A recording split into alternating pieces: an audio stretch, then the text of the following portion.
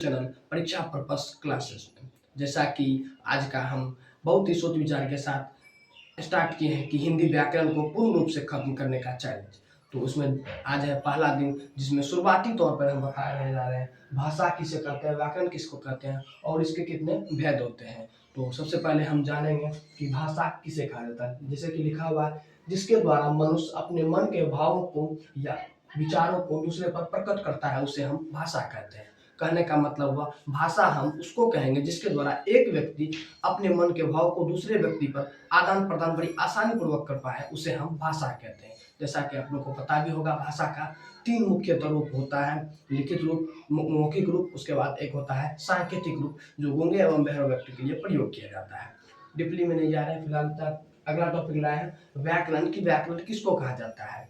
तो व्याकरण उसको कहा जाता है जिसके अध्ययन से शब्दों की शुद्धता पूर्वक लिखना, बोलना तथा पढ़ना आसान हो। कहने का मतलब, व्याकरण हम उस शास्त्र को कहेंगे जिसके अध्ययन से हम किसी भी शब्द को बड़ी आसानी पूर्वक, शुद्धता पूर्वक लिख पाए, बोल पाए तथा पढ़ने में आसानी हो, उसे हम व्याकरण कहते हैं। जैसा कि व्याकरण का मुख्यतः 3 भेद होता है और यहाँ पे लिखा हुआ है। नंबर 1 है वर्ण विचार, दूसरा है शब्द विचार तथा है वाक्य विचार।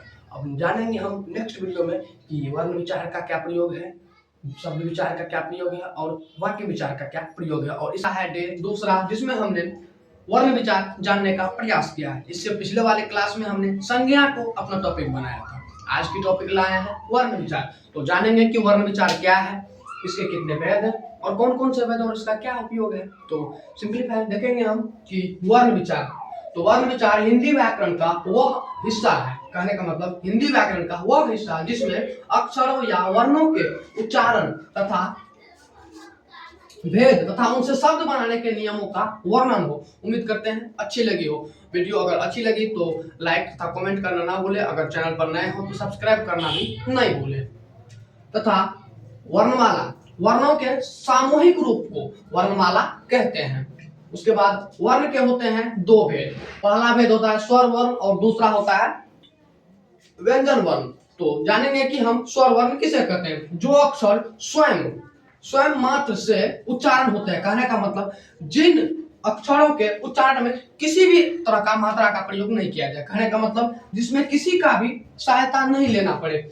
उसके बाद आता है, जैसे कि इसका हुआ अ, आ, ई, उ, दीर्घ उ, उसके बाद ए, ऐ, ओ, औ, इस तरह का। उसके बाद आता है व्यंजन वर्ण। तो जानेंगे कि व्यंजन वर्ण किसके कहते हैं। जिन अक्षरों के उच्चारण में स्वर की सहायता लेनी पड़ती है। कहने का मतलब, जिन अक्षरों के उच्चारण में स्वर की मात्रा का सहायता लिया जाए, उन्हें हम व्यंजन वर्ण कहते हैं।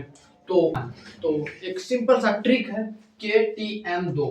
हालांकि आप लोग को पहले से जानकारी भी होगी, अगर जानकारी नहीं है तो हमारे चैनल के माध्यम से आप लोग को जानकारी मिल जाएगी। दिया हुआ है KTM2। इस पर हम बताएंगे कि उच्चारण स्थान में किस प्रकार से किसका उपयोग कहाँ किया जाता है।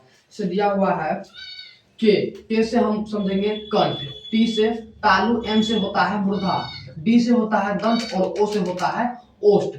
इस पर अब उच्चारण स्थान में किस वर्ग का, मतलब किस वर्ग के किस में उपयोग करें, तो दिया हुआ के से कंठ। तो कंठ का, अगर कंठ क वर्ग जो है पूरा कंठ से उच्चारण किया जाता है। उसके बाद है च वर्ग। तो च वर्ग का उच्चारण हम तालु से करेंगे। उसके बाद है ट वर्ग, ट, ठ, ड, द, जिसमें जो भी है पांचों, वो जो है मूर्धा से उच्चारण किया जाएगा। उसके बाद आता है त वर्ग, त, थ, द, जो भी है, इसके उच्चारण दंत से किया जाएगा। उसके बाद है प वर्ग। प वर्ग का उच्चारण स्थान है ओष्ठ। तो उम्मीद नया टॉपिक लिया है उच्चारण में वैक्षेप की दृष्टि से व्यंजन के भेद। जैसा कि पहला है अल्प प्राण, ये हम जानेंगे अल्प प्राण किसे कहते हैं। उसके बाद है महाप्राण, की महाप्राण किसे कहते हैं और उसका पहचान हम किस प्रकार से करेंगे।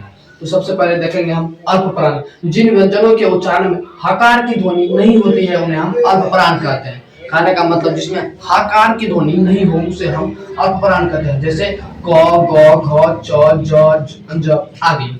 उसके बाद है महाप्राण। जिन वर्णों के उच्चारण में हकार की ध्वनि निकलती है, मतलब जिसमें हकार की ध्वनि रहता है, उसे हम महाप्राण कहते हैं। जैसे ख, घ, छ, ज, झ आदि। उसके बाद हम इसका पहचान कैसे करेंगे कि कौन सा अल्प प्राण है और कौन सा महाप्राण। तो अल्प प्राण का पहचान करने के पहचान में है प्रत्येक वर्ग का पहला, कौन सा पहला, तीसरा और पांचवा वर्ण अल्प प्राण होता है। उसके बाद महाप्राण का पहचान हम करेंगे प्रत्येक वर्ग का दूसरा और चौथा। कहने का मतलब अगर क ख पढ़ रहे हैं तो क को छोड़ देंगे, ख और घ, छ, उसके बाद झ।